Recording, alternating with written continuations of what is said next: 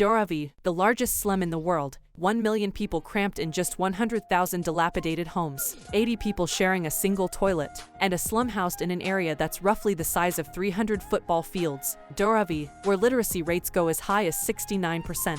A place where entrepreneurship and business thrives, an area where the informal economy adds nearly $1 billion to the Indian GDP. Dharavi is what you'd call a paradox. However, that may not be the case for long. Because Mumbai has had enough of the slum, Dharavi will soon be razed to the ground. The slum will likely be replaced by multi-story buildings, glamorous shopping malls, and glass-walled office buildings over the next 17 years. Its residents will be given new homes. Wait. What? Yeah, it's all part of an ambitious slum rehabilitation housing project that dates back to the 1990s, and the Adani Group will be responsible for the 20,000 rupees core redevelopment project. But to understand what's happening here, we first need to understand how a slum of such epic proportions emerged in the heart of India's financial capital. Okay, firstly, Dharavi wasn't always in the heart of Mumbai, because Mumbai was different back in the day. Under the British East India Company, urban growth was mostly concentrated in the southern part of Bombay. Dharavi, meanwhile, was located at the northern tips, home to the Kohli fishing community.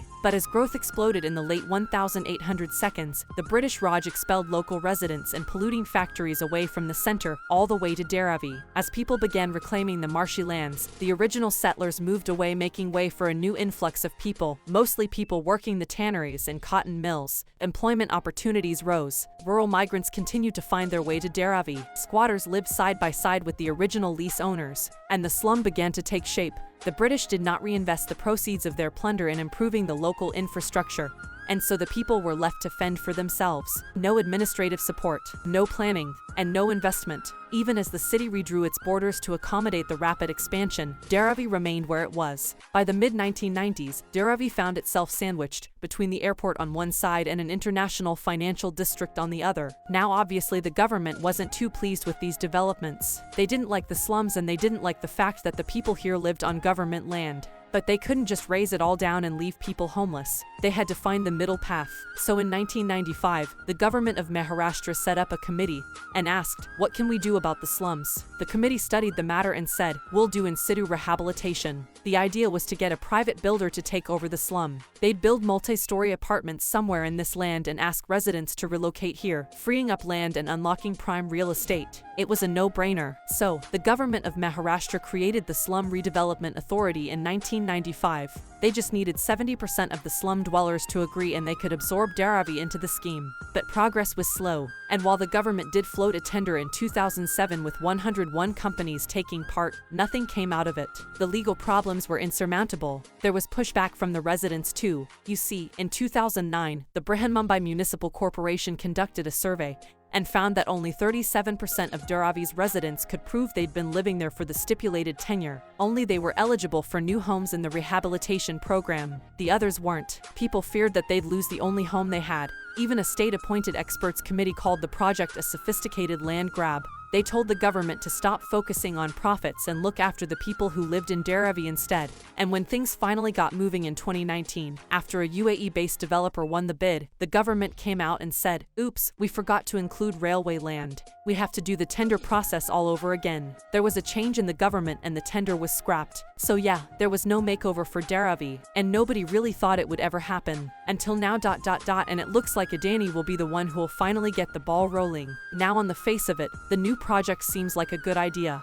People will be able to get away from those cramped living spaces. They'll have a place to call their own. It's the upward mobility that every Indian seeks. But there are things that we still need to iron out. The head of the Dharavi Redevelopment Committee says, and we quote, according to our state Slum Act, any redevelopment requires people's participation. In our case, we weren't given a chance. He's saying no one in Dharavi really knows what kind of housing and facilities they can expect. They don't even know whether they'll be getting houses in the locality itself. Remember, these are people with businesses in Dharavi, and 80% of the residents work in Dharavi itself. People are worried about how this will affect their lives. But there's something else no one is talking about. Does slum rehabilitation housing really create a better life? Well, it's not quite straightforward after all. What do we mean? Well, when Dr. Renita Bardhan, a fellow at the University of Cambridge, conducted a survey of 1,244 SRH households in Mumbai, she found that many households were spending 40% of their incomes on electricity, for the simple reason that AC ownership had risen drastically. Now if you're thinking that it's the people's fault for buying ACs in Mumbai, well, not so fast. See, the researchers set up temperature sensors within the houses and found that the insides were 10 degrees Celsius warmer than the outside. People living here were forced to buy air conditioners. And it's not just that. In the slums, people cooked together in open spaces. But now, they were cooking individually in their own homes. Fuel consumption shoots up and eats away a good chunk of their income. Then there's the matter of health. Most developers do the bare minimum when it comes to these buildings. They're not selling the properties. They're rehabilitating, and that's not where the money is. So most apartments don't even have proper ventilation. And when you cook indoors, the particulate matter is trapped inside the house for an extended period,